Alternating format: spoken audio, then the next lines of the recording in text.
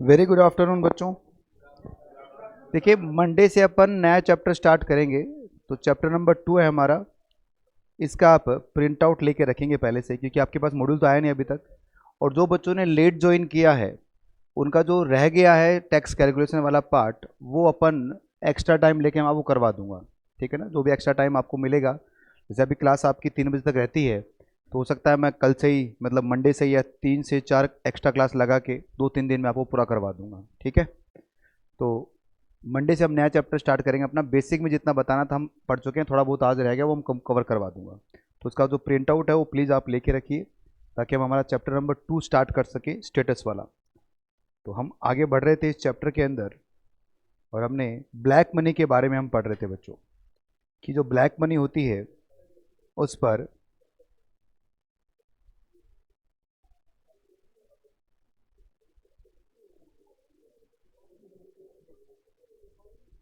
78% के हिसाब से टैक्स देना पड़ता है।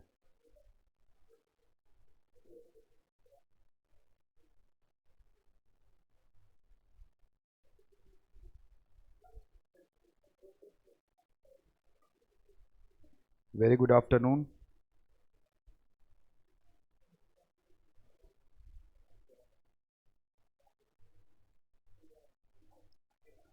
ये हो गया था हमारा, ये भी हमने कर लिया था।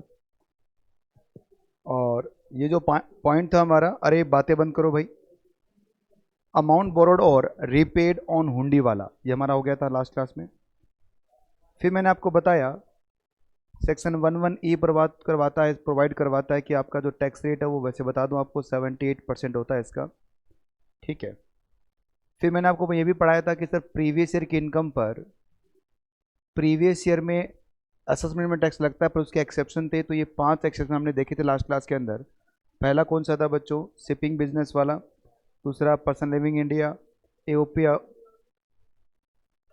Likely to be avoid the property tax, और लास्ट में क्या है? Discontinue of business. अब है चार्ज ऑफ इनकम टैक्स। ठीक है? अब चार्ज ऑफ इनकम टैक्स के आगे प्रैक्टिकल पार्ट है सारे का सारा। इसके बाद का जो हिस्सा है वो प्रैक्टिकल वाला हिस्सा है, पर फिर भी ये चार्जिंग सेक्शन है इनकम टैक्स का। मतलब इनकम टैक्स किस पे अप्लाई किया जाएगा, ये सब बातें इसमें लिखी गई हैं। Section 4 of income tax at 1961 is charging section which provided that. ऐसा कोई स्टूडेंट है जो फर्स्ट डे से इसमें आ रहा है क्लास के अंदर, जिसे नोट्स बना रखे हैं मेरे? देना एक बार, कितना? एक बार दिखाना।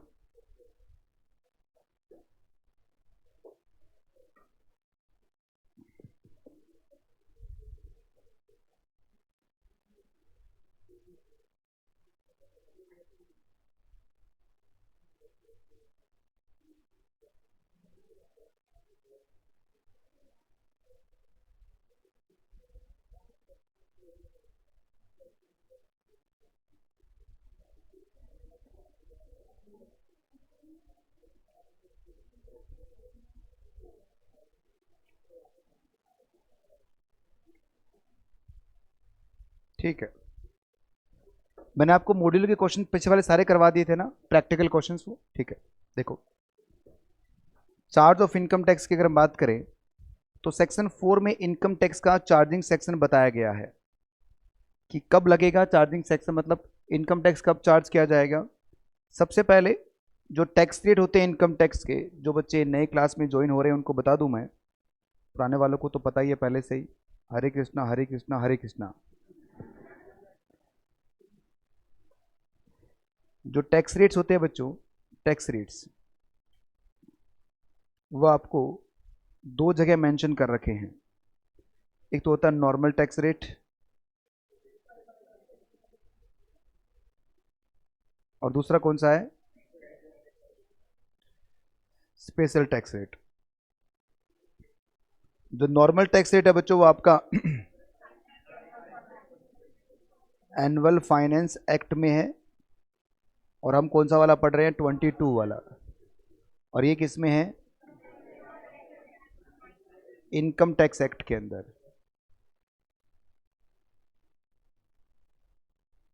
ठीक है, 1961। तो उसका मतलब जो भी टैक्स लगता है वो इन दोनों को मिला कर लगता है बच्चों, ठीक है। और यही बात देखो यहाँ लिखी हुई है सेक्शन 4 के अंदर कि tax shall B charge at the rates prescribed of the annual finance act और इनकम टैक्स एक्ट 1961 और बोथ। आई बात समझ में? टैक्स किस पे चार्ज किया जाएगा बच्चों? जो सेक्शन 231 में पर्सन्स होते हैं, और सेक्शन 231 में पर्सन 7 टाइप के मैंने बताए थे आपको। बताओ कौन कौन से वो 7 टाइप था? पहला कौन सा था? इंडिविजुअल। दूसरा था बच्चों HUF। तीसरा partnership firm including LLP, AOP, BOI, companies, AJP, sorry, local authority, और लास्ट में क्या आएगा आपका? Artificial judicial person. तो जो सेक्शन 231 में पर्सन्स लिखे गए हैं उन पर ये चार्ज किया जाएगा। और tax chargeable on total income earn during the previous year and not the assessment year. मतलब प्रीवियस ईयर की इनकम पर प्रीवियस ईयर में टैक्स लग जाएगा। वो 5 एक्सेप्शन हमने पढ़े थे ना, 1 2 3 4 5, ये वो 5 पॉइंट हैं। इनके सेक्शंस के नंबर लिखे हुए हैं। सेक्शन 172 अगर आप मैच करें इसको तो ये बच्चों आपका सेक्शन 172, फिर 174 लिविंग इंडिया वाला, फिर 174A, फिर 175 और 176, 172, 174, 174A, 75 और 76। क्या कहना चाहते हैं बच्चों? नॉर्मली टैक्स किस पे लगता है? प्रीवियस ईयर की इनकम पे लगता है। पर इस केस में क्या होगा? प्रीवियस ईयर के इनकम पे टैक्स प्रीवियस ईयर में लग जाएगा, असेसमेंट ईयर का वेट नहीं किया जाएगा। Tax shall be levied on accordance with the subject to various provision of content this act. तो जो भी एक्ट में प्रोविजंस कंटेंट है उसके हिसाब से क्या होगा? टैक्स चार्ज किया जाएगा। This section is the backbone of the income tax law, क्योंकि मेन सेक्शन है बच्चों, चार्जिंग सेक्शन तो मेन होता है आपका। The serve as the most operative provision of the act, the liability of the person spring from this section. बता रखा है कि सर टैक्स की जो लाइबिलिटी है वो इसी सेक्शन से आता है। फिर इसके बाद में टैक्स रेट्स हैं जो मैंने पुराने जो बच्चे आए थे 4 दिन पहले उनको मैंने करवा दिया था, और जो नए हैं उनको मैंने नहीं करवाया, तो उनको अलग से मैं करवाऊंगा। अब सभी बच्चे एक साथ कुछ लिखना स्टार्ट करेंगे।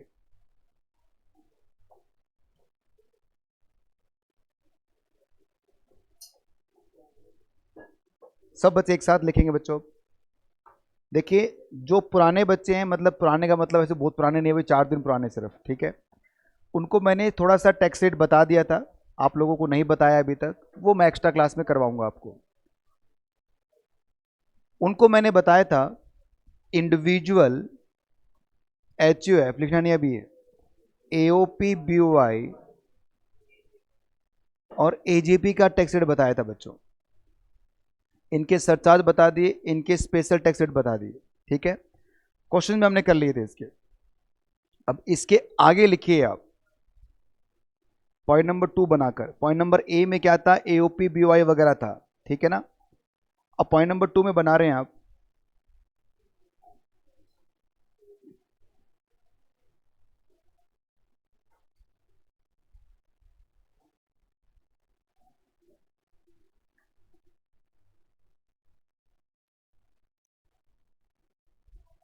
Tax rate for partnership firm.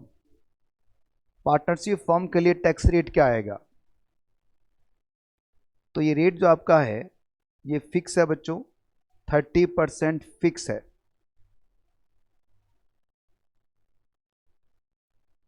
मतलब यहां पर कोई स्लैब रेट नहीं है, नो स्लैब रेट। अगर एक पार्टनरशिप फर्म ने 100 रुपए की इनकम भी कमाई है तो भी उसको 30% से क्या देना पड़ेगा?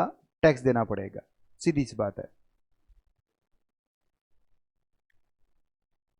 हेल्थ एंड एजुकेशन सेस जो आपका है वो यहां पर 4% ही रहेगा, जैसा नॉर्मल में होता है, यहां पर भी वही रहेगा। बट जो सरचार्ज का रेट है बच्चों पार्टनरशिप फर्म के लिए, जो सरचार्ज का रेट होगा, अगर इनकी टोटल इनकम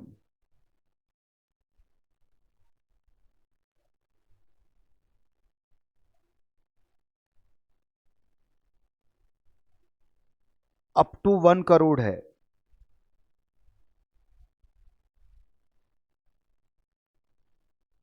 तो कोई सरचार्ज नहीं आएगा। अगर मैं इंडिविजुअल की बात करूं रिवाइज के अंदर, तो वहां कितना था, 50 लाख तक नहीं था, यहां कितना है, 1 करोड़ तक।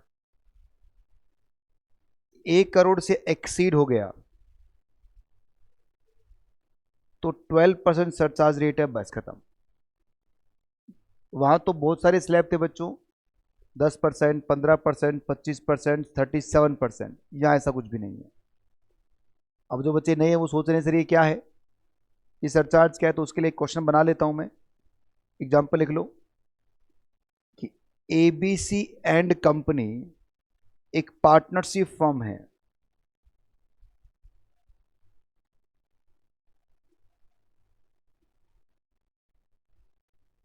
ठीक है, एबीसी एंड कंपनी एक पार्टनरशिप फर्म है बच्चों, और इनकी जो टोटल इनकम है वो है 1.5 करोड़। कैलकुलेट करना आपको टैक्स पेबल कितना आएगा। तो बहुत ही आसान है बच्चों ये। कैसे टैक्स पेबल निकालोगे आप, सॉल्यूशन की अगर हम बात करें तो बताओ इनकी इनकम कितनी है, इनकम को आप 30% से मल्टीप्लाई कर दोगे आप। इनकम है इसकी 150 लाख रुपए की, तो उसका 30% कितना हो गया, 45 लाख। ठीक है, अब क्योंकि इनकम इसकी 1 करोड़ से एक्सीड कर रही है, देखो ना 1 करोड़ 50 लाख है, तो इस पर सरचार्ज लगेगा बच्चों, और सरचार्ज हमेशा टैक्स पे लगता है। तो इसमें अब क्या जोड़ दोगे, अब 12% सरचार्ज, तो 45 लाख का 12% कितना होगा,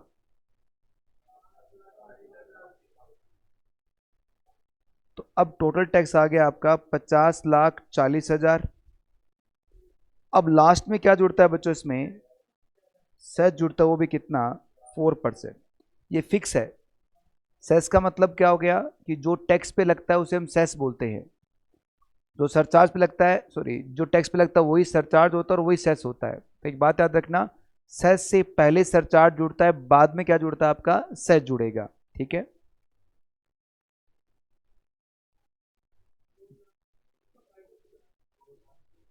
2.016 लाख, तो 52.416 यह आएगा टैक्स पेबल।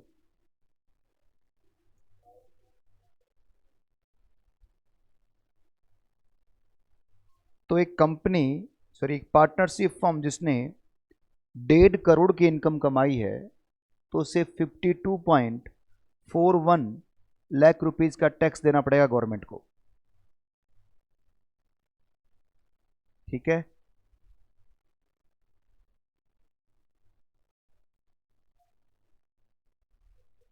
हटा दो बेटा, इसको लिख लिया सबने।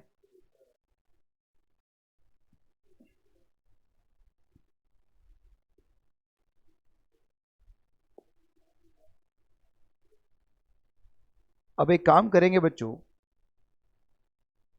जो लोकल अथॉरिटी होती है ना, एलए जिसको हम कह रहे हैं, लोकल अथॉरिटी पर भी यही टैक्स रेट आता है। तो ऑब्लिक लगा के आप लिख दो local authority, same to same ये टैक्स रेट आएगा, 30% टैक्स रेट रहेगा, सरचार्ज रेट भी ऐसे रहेगा 12%, 1 करोड़ से ऊपर पर। बना दीजिए।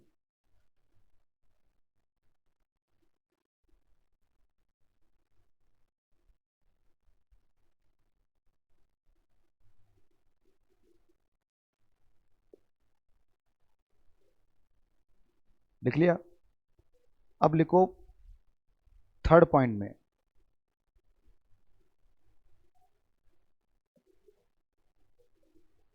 टैक्स रेट फॉर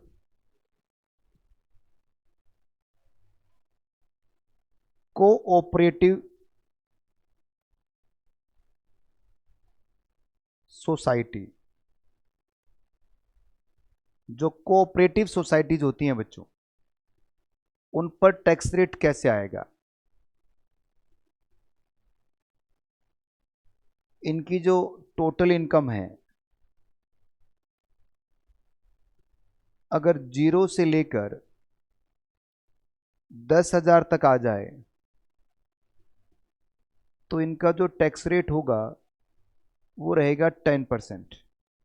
मतलब नॉर्मली क्या होता है बच्चों, 2.5 लाख तक की इनकम पे टैक्स नहीं लगता, बट कोऑपरेटिव सोसाइटी के लिए बेसिक एग्जाम्पशन लिमिट कुछ भी नहीं है।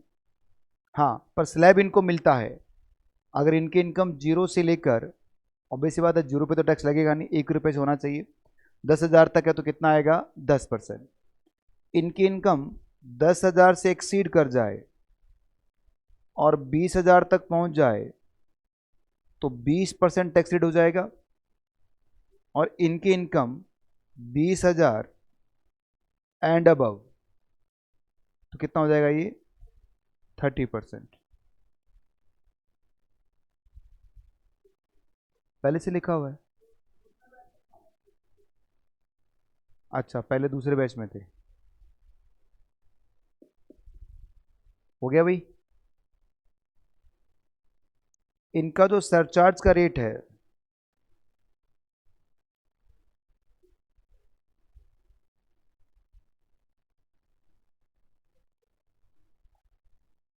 Same as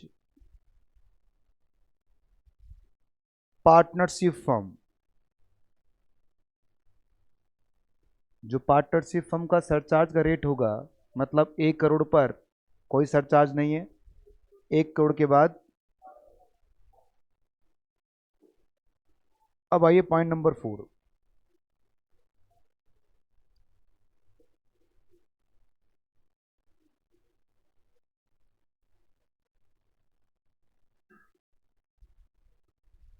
tax rate for companies. देखिए बच्चों, हमारे देश में 2 टाइप की कंपनी चलती है। एक होती है डोमेस्टिक कंपनी और एक होती है बच्चों फॉरेन कंपनी।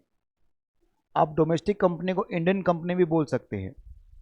वैसे दोनों में डिफरेंस होता है बच्चों, आप कंपनीज लॉ में सर आपको पढ़ाएंगे कि दोनों में डिफरेंस क्या है। ठीक है, वो मेरा काम नहीं है, वो लॉ का काम है। पर फिलहाल डोमेस्टिक कंपनी के अंदर इंडियन कंपनी इंक्लूड होती है। तो जो डोमेस्टिक कंपनी जब बच्चों, उनका टैक्स रेट क्या होगा, अगर प्रीवियस ईयर 2021, देखिए हर बार ये चेंज होगा बच्चों।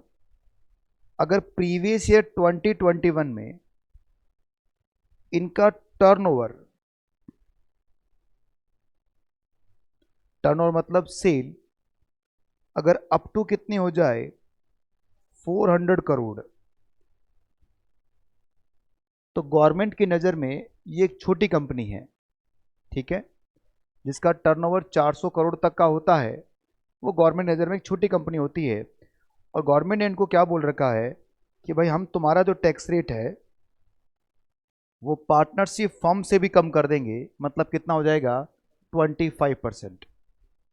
छोटी कंपनियों का टैक्स रेट 25% है। बट अगर टर्नओवर एक्सीड कर जाए अदर केस के अंदर, तो इनका रेट कितना रहेगा बच्चों 30% ही रहेगा, जो पार्टनरशिप फर्म का होता है। आई बात समझ में आपको कि एक छोटी कंपनी जिनका प्रीवियस ईयर 2021 में, अभी हम कौन सा प्रीवियस ईयर पढ़ रहे हैं 22-23, इसका मतलब 1-2 साल पहले अगर टर्नओवर कम है इनका, तो टैक्स रेट क्या कर दिया जाएगा, कम कर दिया जाएगा। सर ये अजीब सा नहीं है, आज का नहीं पुराना टर्नओवर देखना है। हाँ बच्चों, सेक्शन ऐसे ही बना हुआ है कि आपका पुराना टर्नओवर कम है तो हम आज का टैक्स रेट क्या कर देंगे, आपका कम कर देंगे। आई क्या बात समझ में? आज का नहीं देखना, पुराना देखना है कि अगर पुराना, हाँ 2 साल पहले आपका कम है टर्नओवर, तो आज का रेट क्या करेंगे हम, कम कर देंगे आप। ठीक है सर। और फॉरेन कंपनी केस में बच्चों 2 टैक्स रेट्स हैं। एक तो है 50%, जो किस पे होगा, रॉयल्टी इनकम पर। अगर फॉरेन कंपनी ने रॉयल्टी की इनकम अर्न की है तो उस पर 50% टैक्स देना पड़ेगा। और अगर उसकी अदर इनकम है बच्चों, अदर इनकम, इस पे जो टैक्स रेट है वो कितना है, 40% है। 40% तक का इन कॉर्पोरेशन ईयर में क्या करेंगे बेटा, इन कॉर्पोरेशन ईयर में 30% टैक्स ही रहेगा, क्योंकि टैक्स रेट क्या है, डोमेस्टिक कंपनी का 30% और फॉरेन कंपनी का 40% है। जितने भी बाहर की विदेशी कंपनियां इंडिया में ऑपरेट हो रही हैं, उनको 40% टैक्स देना पड़ता है। ठीक है, हाँ जी। इससे पहले जो बैच हुआ था उसमें मैंने 90-20 लिखवाया, सॉरी 18-19 था, उससे पहले था उसमें 18-90 था, इससे पहले में 90-20 था, तो हर बार ये चेंज हो रहा है। और ये कब से स्टार्ट हुआ था, 1890 से स्टार्ट हुआ था, उससे पहले नहीं था ऐसा। हटा दूँ इसको, लिख लिया सबने। ये अदर इनकम लिखा हुआ है कि अगर फॉरेन कंपनी ने कोई अदर इनकम कमाई है तो कितना आएगा, 40%, 40%। हाँ जी, अगर इंडियन कंपनी ने कोई रॉयल्टी इनकम कमाई है तो वो या तो 30 होगी या 25 होगी। हाँ जी, हाँ नॉर्मल इनकम है, मतलब इंडियन कंपनी के रॉयल्टी इनकम एक नॉर्मल इनकम मानेंगे, जो भी टैक्स रेट उसको है कंपनी का वो लग जाएगा। ठीक है, अब लिखेंगे आप सरचार्ज रेट।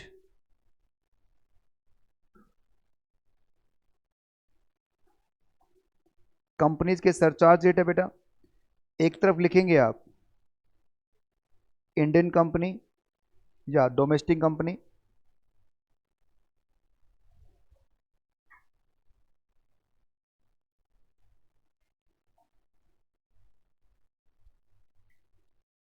और एक तरफ लिखेंगे आप foreign company.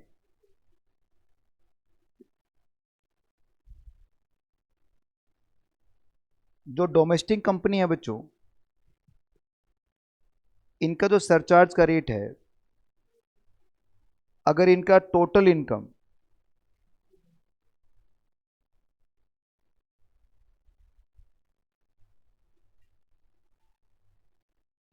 Up to 1 crore है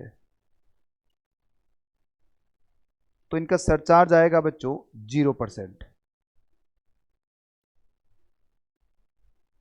अप टू 1 करोड़ है, सरचार्ज आएगा 0%। फॉरेन कंपनी केस में भी सेम। यदि इनकी टोटल इनकम 1 करोड़ से 10 करोड़ के बीच में आ जाए तो यहां पर तो आएगा 7%। 1 करोड़ से 10 करोड़ के बीच में यहां पर आएगा बच्चों आपका 2%। ठीक है, अगर इनकी इनकम 10 करोड़ से एक्सीड कर जाए एंड अबव, तो यहां हो जाएगा 12%। और यहां पर कितना हो जाएगा बच्चों,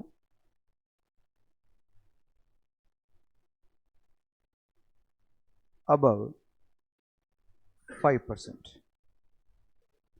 सर फॉरेन कंपनी में सरचार्ज का रेट कम है, इंडियन कंपनी में ज़्यादा है। बेटा फॉरेन कंपनी पे टैक्स रेट भी तो कितना सारा है, आप क्या जान निकालोगेगा उनकी। 50% टैक्स दे देना, सरचार्ज दे देना, वो क्या भाई साहब आप ही रख लो, हम तो यहाँ भजन कर लेते हैं, आपके यहाँ हरिद्वार बना हुआ उसमें नहा लेंगे, बस बात खत्म। आई बात समझ में आपको ये। तो ये जो टैक्स रेट्स आपने मैंने लिखवाया आपको, इसमें एक क्या हुआ, इसमें आप लिखेंगे न्यू टैक्स स्लैब, एक नई टैक्स स्लैब आई है बच्चों,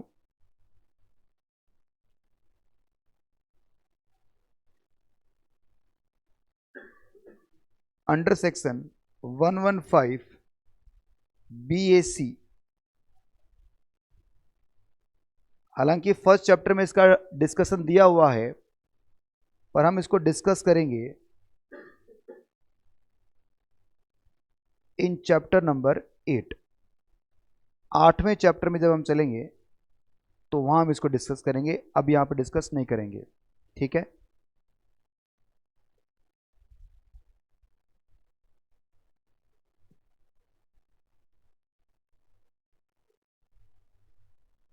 हटा दूं? और जो बच्चे पुराने वाले हैं, 4 दिन पुराने वाले बच्चे, उनको बता दूं मार्जिन रिलीफ का कंसेप्ट सेम ही रहेगा, जैसा आपने इंडिविजुअल में देखा था वैसे का वैसा आएगा। कंपनी जो कभी 87A का रिबेट नहीं मिलता है, ना ही फर्म को मिलता है। 87A का रिबेट सिर्फ इंडिविजुअल को मिलता है बच्चों, ठीक है भाई। तो 87A का रिबेट का कोई कंसेप्ट है ही नहीं फिर यहाँ पर कंपनीज वगैरह, पार्टनरशिप फर्म वगैरह के लिए। और जो स्पेशल टैक्स रेट्स हैं सब में सेम रहेगा। जैसे 112A का जो स्पेशल टैक्स रेट है, 112 का, 111A का जो भी स्पेशल टैक्स रेट था आपका, वो सारा का सारा वही रहेगा जो आपने देखा है, ठीक है। स्पेशल टैक्स रेट मैंने आपको section 112, 112A, 111A, 115BB, 115BBC लिखवाए था क्या? ये दो आगे वाले, ये दो नहीं लिखवाए? ये दो नहीं लिखवाए क्या? चलिए लिखिए बच्चों, पुराने वाले लिखो, अब नए वाले नहीं लिखेंगे। एक्चुअली क्या 2-3 दिन के चक्कर में गड़बड़ हो रहा है सब कुछ, पर कोई बात नहीं। मैं जब आपको मंडे को एक्स्ट्रा टाइम लूंगा बच्चों, ताकि मैं इनके बराबर ले आऊँ। वैसे बराबर कुछ भी नहीं है, इन्होंने सिर्फ एक टैक्स कैलकुलेशन सीखा हुआ है, और ये भी भूल जाएंगे। जब चैप्टर नंबर 8 हम पढ़ेंगे ना, तो मैं आपको फिर से वो टैक्स कैलकुलेशन सिखाऊंगा सारे की सारी।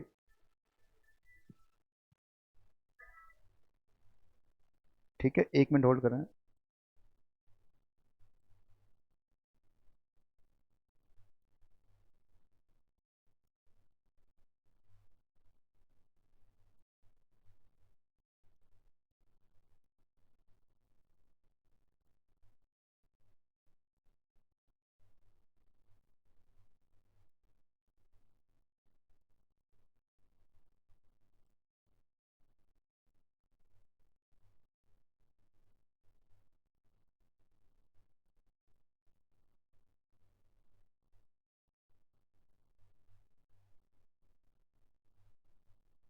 लिखिए बच्चों, चलो सभी लिख लो। Under section 115BB, 115BB,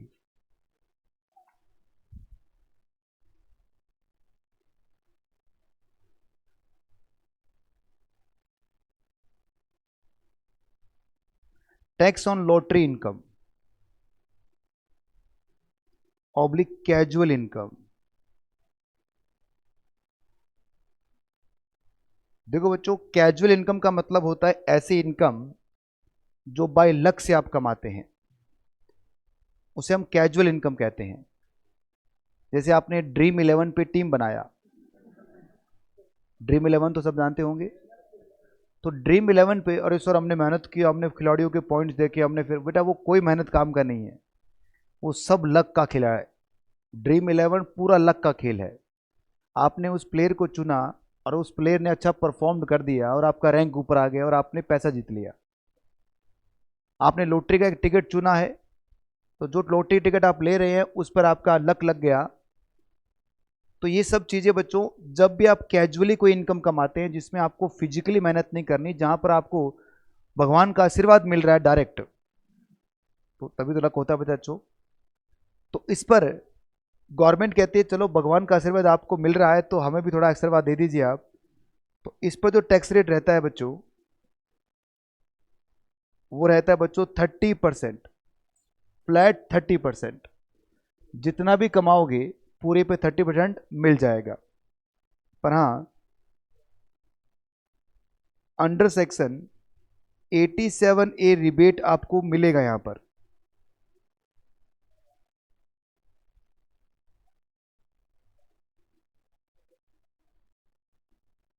no expense of such income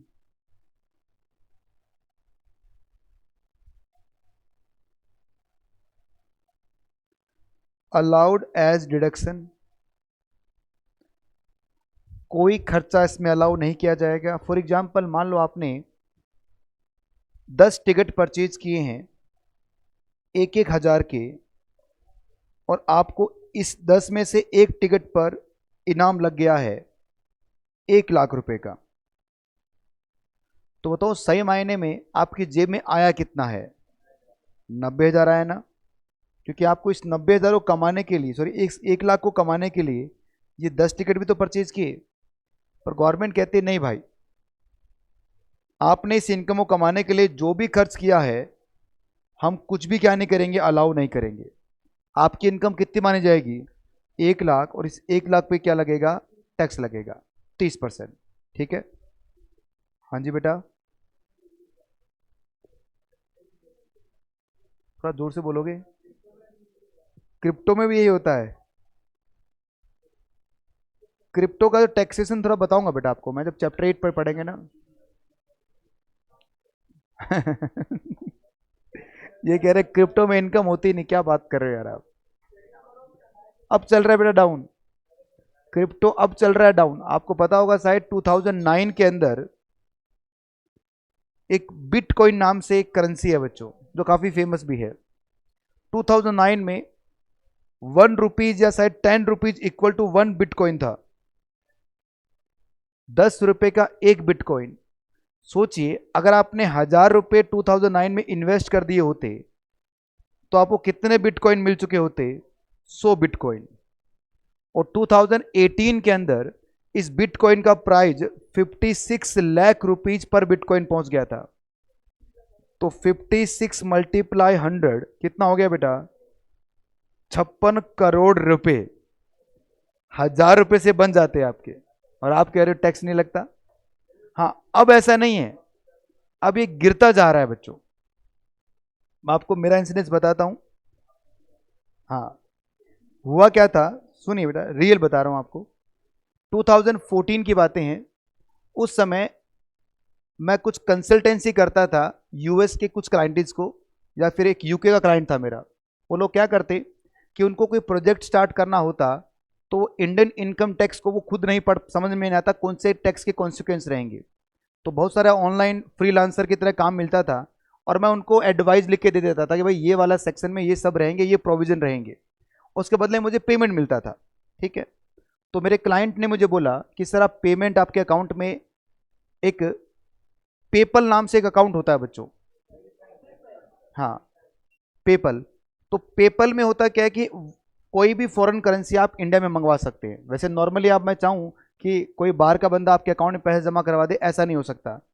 बाहर का बंदा पैसा तभी जमा करवाएगा यदि कोई इंटरमीडिएट चैनल बीच में आएगा, और पेपल एक इंटरमीडिएट चैनल है बच्चों। वो वहाँ से फॉरेन करेंसी में पैसा लेगा और आपको क्या करेगा, इंडियन करेंसी में कन्वर्ट करके दे देगा, बदले में अपना कमीशन जो भी चार्ज करेगा। पर पेपल के साथ ऐसा क्या था, एक प्रॉब्लम थी बच्चों, कि जब तक रिसीवर, सॉरी जब तक जो पेयर होगा परमिशन नहीं करेगा, तब तक पेपल क्या नहीं करता, पेमेंट रिलीज नहीं करता। सोचिए कुछ इस तरह से हो रहा है कि मुझे पेमेंट आपको करना है, बीच में है पेपल, मैं पेमेंट पेपल को कर दूंगा, पेपल आपके अकाउंट में रिफ्लेक्ट कर देगा, मिलेगा नहीं, आपको दिखता रहेगा कि मेरे यहां से पेमेंट निकल गया। पर 1 महीने के अंदर अंदर कभी भी वापस आप पेपल को बोल सकते हो नहीं देना, वापस दे दे, तो पैसा वापस मेरे पास आ जाता था। तो मैंने स्टार्टिंग में पेपल पे काम करना स्टार्ट किया, और ये जो अंग्रेज लोग हैं बड़े बेकार हैं बच्चों, ये मुझे काम करवा लेते और बाद में वो रिजेक्ट करवा देते और पैसा उनके पास चला जाता। मैंने कहा ये काम तो गलत है। इतना मेहनत करके उनको मैं एडवाइजरी करके दे रहा हूँ और बदले में कह रहे नहीं मिलेगा 1 महीने बाद। तो उसने कहा कि सर आपको हम पेपल में अकाउंट में पेमेंट करेंगे। मैंने कहा हाथ जोड़े भाई पेपल के, मैं पेपल में नहीं चाहिए। 2014 की बातें हैं। उस समय मुझे पहली बार पता चला कि सर बिटकॉइन नाम की कोई करेंसी है मार्केट के अंदर। तो उन्होंने कहा सर एक काम करते हैं, हम बिटकॉइन में पेमेंट कर देते हैं आपको। फिर मैंने कहा रुक होल्ड कर, एक बार मैं चेक करता हूँ क्या है ये बिटकॉइन। फिर मैंने पहला अकाउंट बनाया ब्लॉकचेन के ऊपर अपना, और वहां पर मेरा बिटकॉइन अकाउंट बना, और उस बंदे ने मुझे 1 बिटकॉइन भेजा था। उस समय बिटकॉइन का प्राइस है 17-18 हज़ार रुपये चल रहा था, और 1 बिटकॉइन मुझे मिला था। जैसे ही बिटकॉइन मुझे मिला, 15 दिन के अंदर वो बिटकॉइन 17-18 हज़ार से बढ़कर 25,000 हो गया, और मैंने बड़े खुश होके 15,000 वाले बिटकॉइन को, 17,000 बिटकॉइन को 25,000 में बेच दिया, और बड़ा खुश हुआ मैं कहा एक तो काम मिला वो, और ऊपर से 10,000 रुपये एक्स्ट्रा कमा लिए। बस वो एक ही बिटकॉइन आया था बच्चों। उसके बाद मैंने काम करना ही बंद कर दिया, टाइम नहीं था मेरे पास। और उसके बाद में कुछ सालों बाद में मैंने देखा, मतलब चल रहा था बिटकॉइन का, और जो बिटकॉइन भाग रहा था, और मैं सोच रहा कि यार मैं क्यों बेचा मैंने उस बिटकॉइन को, रख लेता क्या फर्क पड़ता। तो बिटकॉइन के ऊपर किस तरह से टैक्स हैं, या क्रिप्टो पर कैसे टैक्स लगता है उसकी बात करेंगे। मैं बताऊंगा आपको कि कौन कौन से प्रोविजन इस पर अप्लाई होते हैं। पर फिलहाल 115 बीएससी पर 30% टैक्स रेट आपका लग रहा है, कोई एक्सपेंस आपको अलाउ नहीं किया जाएगा, ठीक है। अब एक क्वेश्चन आप लिख लीजिए बच्चों, बिल्कुल बेटा, केबीसी जो इनकम कमाओगे आप, ये भी आपकी कैजुअल इनकम होती है, और कैजुअल इनकम पर कितना टैक्स लगेगा आपका? 30%। हम गवर्नमेंट को लॉटरी इनकम दिखाएंगे नहीं, मत दिखाओ।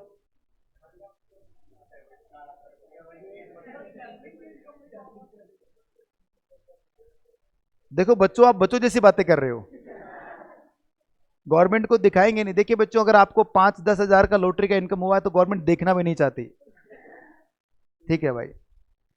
बट अगर आपको पेमेंट ज्यादा हुआ है, आजकल देखो, मैं जब आपको ऑनलाइन दिखाऊंगा कि किस तरह से गवर्नमेंट मॉनिटरिंग करती है, आप जो भी काम कर रहे हैं आज के टाइम पर, जो भी आप कर रहे हैं, पैसा ले रहे हैं, पैसा दे रहे हैं, हर एक सिंगल एंट्री को भी गवर्नमेंट मॉनिटर कर रही है, हर एक सिंगल एंट्री को। एक एआईएस होता है बेटा, एनुअल इंफॉर्मेशन सिस्टम, ये गवर्नमेंट का है और इतना बढ़िया डेवलप कर रखा है इन्होंने। इस पर एआई के हिसाब से काम होता है, आर्टिफिशियल इंटेलिजेंस काम कर रहा है, और इस पर कोई इंसान की नजर नहीं है। इस पूरी ट्रांजैक्शन को कंप्यूटर ट्रेस कर रहा है बच्चों। जो भी आप करेंगे, अगर आपको लॉटरी का इनकम हुआ है तो एआई इसमें दिखना स्टार्ट हो जाएगा गवर्नमेंट को कि इसको लॉटरी का इनकम हुआ है, और उस पर इतना बड़ा कंप्यूटर है। बिल्कुल है भाई। एक बात सोचो बच्चों, कितना शक्तिशाली कंप्यूटर बने आज दुनिया के अंदर। आप सभी के सबके बैंक अकाउंट है, मान लो सबका एसबीआई में बैंक अकाउंट है, मेरा भी एसबीआई के अंदर है। एसबीआई के पास में कितने अकाउंट होल्डर होंगे? रफली मानते हैं 20 करोड़ अकाउंट होल्डर होंगे। हमारे देश के अंदर बहुत सारी पॉपुलेशन है, पता ही होगा आप लोगों को, और जो हमारा परफॉर्मेंस है वो बढ़ता जा रहा है। तो 20 करोड़ अकाउंट मान लेते हैं बेटा, किसके अंदर? एसबीआई के अंदर है। 20 करोड़ अकाउंट डेली एक ट्रांजैक्शन भी करता है, तो बताइए 20 करोड़ ट्रांजैक्शन एक कंप्यूटर कर रहा है। क्या कभी ऐसा हुआ कि आपने अपने किसी भी ठेले वाले से आपने जो गोलगप्पे खाए और आपने 5 रुपए का पेमेंट कर दिया? आजकल हर एक बंदा अकाउंट के थ्रू काम कर रहा है भाई। कुछ भी लीजिए, आपके सामने डोनेशन भी लोगे ना, वहां पर भी लगा हुआ है, भिखारी भी कहता है सर स्कैन कर दो। सबके पास अकाउंट है। और सोचिए सारा काम कौन ऑपरेट कर रहा है? एक बैंक ऑपरेट कर रहा है, एक सॉफ्टवेयर ऑपरेट कर रहा है, और कितने बड़े बड़े सॉफ्टवेयर लगे हुए हैं। क्या कभी ऐसा हुआ है क्या कि आपने 10 रुपए का पेमेंट किया है, सामने वाले को 10,000 मिल गया? जब तक आप गलती नहीं करोगे। आई बात समझ में आपको? ही तो इसका मतलब इतना बढ़िया रोबस्ट सिस्टम बना हुआ है बच्चों, जो ट्रांजेक्शनों कभी गलत नहीं करता। चलो ये तो अकाउंटिंग की बात है। नॉर्मल दूसरी बात करता हूं, इंडिया का जो एनएससी बीएससी है, नाम सुना होगा आपने, नेशनल स्टॉक एक्सचेंज और बॉम्बे स्टॉक एक्सचेंज। पूरे वर्ल्ड में, पूरे वर्ल्ड की बात करो बेटा, सबसे ज्यादा वॉल्यूम में ट्रेड करता है। मैं बात नहीं कर रहा कि सबसे ज्यादा इकोनॉमी बढ़ी है, नहीं नहीं, वॉल्यूम की बात हो रही है कि यहां पर इतने सारे लोग वॉल्यूम में ट्रेड करते हैं रोज सुबह उठ के। किसी ने 1 शेयर खरीदा, किसी ने 5 खरीदे, किसी ने 2 बेच दिए। इतना बड़ा वॉल्यूम में ट्रेड हो रहा है। पर कभी आज तक ऐसा नहीं हुआ कि मैंने रिलायंस के शेयर परचेज किए और मुझे विप्रो के शेयर मिल गए। सारा सिस्टम कौन कर रहा है? एक कंप्यूटर। और इस कंप्यूटर के अंदर क्या है बच्चों? आर्टिफिशियल इंटेलिजेंस है। जब आप अपना ईआईएस नाम का एक चैप्टर पढ़ोगे, चैप्टर नंबर 4, वहां आपको मैडम पढ़ाएंगी, मैडम पढ़ाते हैं ईआईएस यहाँ पर, तो वहां पढ़ाया जाएगा आपको कि किस तरह से ये जो मशीनें हैं वो इंसानों को कंट्रोल करती जा रही है। आज हमारे दिमाग का कुछ हिस्सा काम करना बंद कर रहा है बच्चों, क्योंकि हम कुछ भी चीज लर्न करना चाहते ही नहीं, स्टोर करना चाहते ही नहीं। हर एक चीज हम गूगल से पूछ लेते हैं, कुछ भी होता है हम गूगल करके देख लेते हैं। इससे हमारा क्या होगा बच्चों? जो हमारे दिमाग का जो चीजों को स्टोर करने की कैपेसिटी है, रिटेन करने की कैपेसिटी है, वो कम होती जा रही है। पुराने जमाने में गूगल था क्या? फिर भी तो लोग काम करते थे बच्चों, सारे फ़ोन नंबर याद होते थे। मैं मेरी ही बात करता हूँ, जब हम सीए कर रहे थे तो ये यूट्यूब पर कोई वीडियो नहीं हुआ करते थे, ना ही ऐसे ऑनलाइन क्लास चलती थी, और ना ही कोई रिकॉर्डिंग देखना पड़ता था। क्लास में लेट आए, जल्दी आए, क्लास छूट गई तो वो गई, वो क्लास गई बच्चों। गुरुजी के आगे पीछे घूमते रहो, अगर बता देंगे तो गुरुजी की कृपा होगी, नहीं बताएंगे तो स्टूडेंट से पूछो, क्योंकि उसको भी समझ में कम नहीं आता था। उसके बाद में खुद ही माथापच्ची करते रहो, यार क्या से हुआ, कैसे हुआ, क्योंकि हमारे टाइम पे ऐसा फैसिलिटी नहीं थी। तो भी बने ना सीए हम, हमने भी उन्हीं पेपर को फॉलो किया बच्चों, हार्ड से हार्ड पेपर। 1% रिजल्ट हुआ करता था सीए का, उस समय बने हम सीए। इसका मतलब क्या है कि सर ये जो कंप्यूटर आ गया है, ये सब चीज़ें आ गई, ये टेक्नोलॉजी हालांकि बढ़िया है, ऐसी बात नहीं है, ये जो आप रिकॉर्डिंग वाला जो आपका सीन चल रहा है, मैं आपको इंटरमीडिएट लेवल के लिए चेता रहा हूं स्पेशली। इस रिकॉर्डिंग वाले इस कहानी को बच्चों आप सिर्फ अपने इमरजेंसी में यूज करना। आप मत सोचना कि आपके पास कोई रिकॉर्डिंग अवेलेबल है, तो अगर दिमाग को ये पता रहेगा रिकॉर्डिंग अवेलेबल है तो क्लास में ध्यान नहीं लगेगा। 200 घंटों की क्लास आप फिर से नहीं देख सकते, यकीन मानना। अगर आप 200 घंटों की क्लास फिर से देख रहे हो तो फिर क्लास में क्या कर रहे हो, क्यों अपना टाइम खराब कर रहे हो? आई बात समझ में आपको? ये फाउंडेशन नहीं है, ये इंटरमीडिएट है। एक सब्जेक्ट की 200 घंटे की क्लासें हैं, और वो भी क्लासें जो चलेंगी अभी तो चलो फर्स्ट सेकंड 2-4 दिन चल रहे हैं हमारे, तो अभी फ्लो बन रहा है हमारा। हम मंडे से देखना कितने 2 घंटे की क्लास, 1 घंटे की क्लास जो रहेगी आपकी, उसको पूरा 1 घंटा पढ़ाई चलेगी हमारी, उसको स्किप नहीं कर सकते, उसको आप तेजी से नहीं देख सकते। इसीलिए मैं आपसे एडवाइस कर रहा हूँ आपको, मैं बड़े भाई की तरह, कि आप मत सोचना कि आपके पास कोई रिकॉर्डिंग अवेलेबल पड़ी है। जो पढ़ लिया क्लास में वही है, नहीं समझ में आया कल आके फिर पूछिए मुझसे, उसी चीज़ को डिवाइस करेंगे अपन। किसी वजह से क्लास नहीं ले पा रहे, XYZ बहुत महत्वपूर्ण रीजन था कि मुझे नहीं ले पाऊंगा सर क्लास, उस दिन आपको क्या करना है, उस क्लास को घर पे जाके रिवीजन में देखना है। अदरवाइज आप यही मान के चलिए कि क्लास में है, कुछ रिकॉर्डिंग नहीं है, तभी अच्छे नंबर आएंगे, आप पास हो जाओगे, अदरवाइज फेल हो जाओगे बच्चों। बच्चों के दिमाग में क्या चलता है, रिकॉर्डिंग है देख लेंगे, जय माता दी यार, आए घूम के आते हैं, आज मौसम बढ़िया है, छोड़ रहे क्लास कहेगी टैक्सी क्लास, चल आए चलते हैं बाइक पे, शाम को देख लेंगे। जब शाम को देख लेंगे वाली बात आती है, बाई चांस शाम को नहीं देखा आपने, तो एक के बाद दो क्लास हो गई, दो के बाद तीन, और तीन के बाद 10, और 10 के बाद कब 50 हो जाएगी पता नहीं चलेगा। तो अब गुरुजी चल रहे हैं कैपिटल गेन के ऊपर, बच्चा पढ़ रहा है अभी हाउस प्रॉपर्टी। गुरुजी पहुंच के TDS के ऊपर, बच्चे ने पहुंचा स्टार्ट किया अभी PGVP। गुरुजी ने कोर्स पूरा भी करवा दिया, बच्चा कह रहा है कि सर अब ये PGVP की डिडक्शंस कैसे मिलेंगी, डिले हो जाएगा। इसलिए डिले नहीं करना, क्लास में रहना है। ठीक है बच्चों, बात समझ में आई? ये लिख लिया आप लोगों ने? लास्ट सेक्शन और लिखो।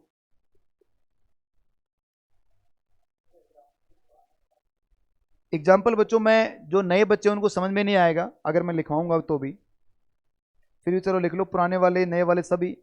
नए वाले तो कॉपी कर लेना, बस एक्स्ट्रा दिमाग मत लगाना, पुराने वाले क्वेश्चन में दिमाग लगाना भाई। कि एक मिस्टर P हैं,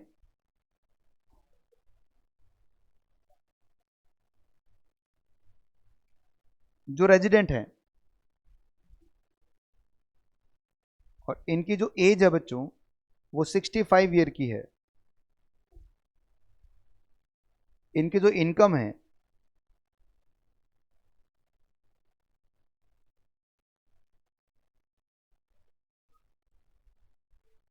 कैजुअल इनकम है इनकी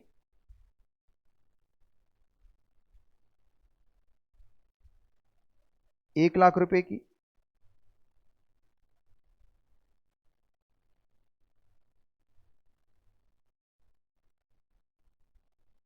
अदर इनकम है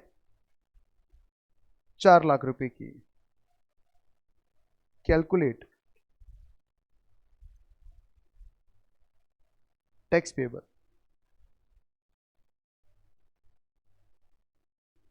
बताओ भाई कैसे करें? सबसे पहले बताओ टोटल इनकम कितना हुआ?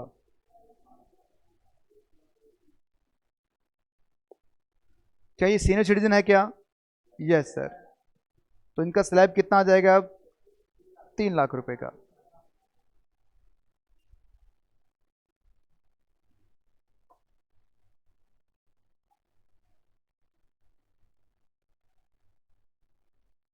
अंडर सेक्शन 115 BB जो भी हम पढ़ के आए हैं, कैजुअल इनकम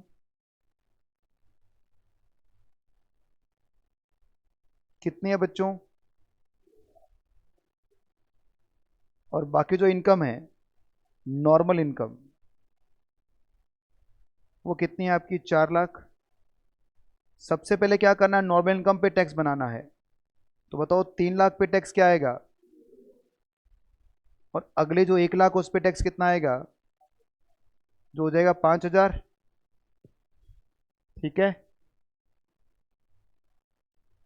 और इस पे टैक्स मैंने अभी बताया आपको कितना लगता है, तो कितना हो गया ये? 30,000।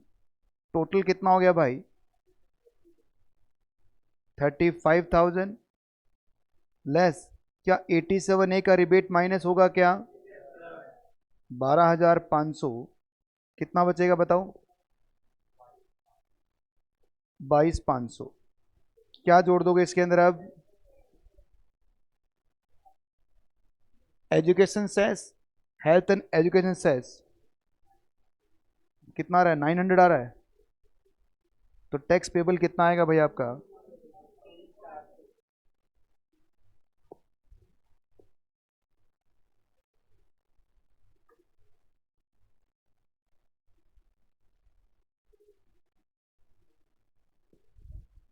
टैक्स पेबल आएगा आपका 23,400।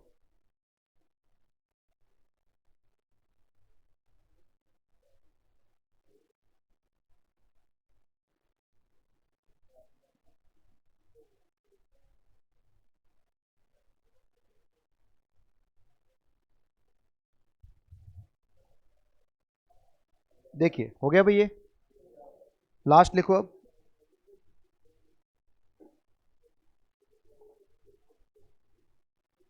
अंडर सेक्शन 115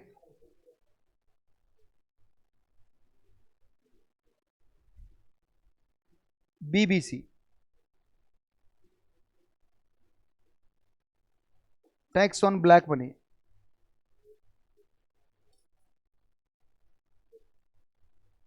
इस पे तो टैक्स रेट रहेगा बच्चों आपका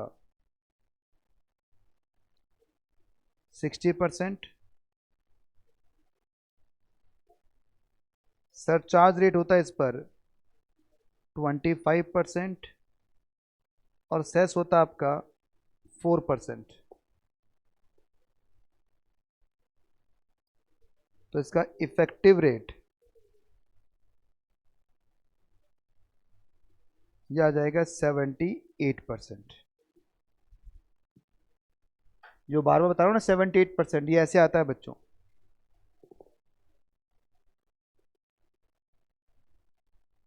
सर ये तो टोटल लगाओ तो 89% है। देखिए बच्चों टैक्स में ही तो जुड़ता है सरचार्ज, तो टैक्स कितना हो गया? 60% हो गया आपका। सरचार्ज कितना हो गया? 60% का 25% कितना हुआ भाई? 15% हो गया। 15 हुआ ना ये। और अब क्या हो गया बच्चों आपका? 60 + 15, इसका फिर 4% कितना हो गया?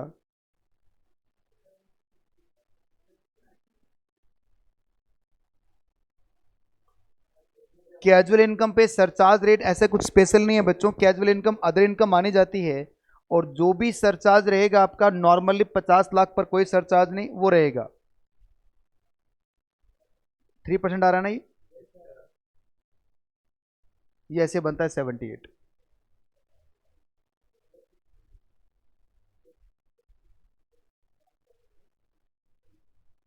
ठीक है, तो आपको क्या करना है बच्चों, जो मंडे की क्लास हमारी होगी, ये पूरा हो गया हमारे यहाँ पर। मंडे की क्लास के अंदर आपको चैप्टर नंबर 2 लेके आना है, प्रिंट आउट। रेजिडेंशियल स्टेटस नाम का चैप्टर रहेगा, प्रिंट आउट रखना साथ में। आप जिनके पास किताबें नहीं आई उनको लेके आना है, जिनके पास है कोई बात नहीं। और जो नए पुराने सब बच्चे एक साथ ही करेंगे, और जिन बच्चों का रह गया है 4 लेक्चर स्टार्टिंग के, उनको मैं करवा दूंगा, मेरा काम है वो, मेरी जिम्मेवारी है, मैं करवाऊंगा। ठीक है, बाय बच्चों।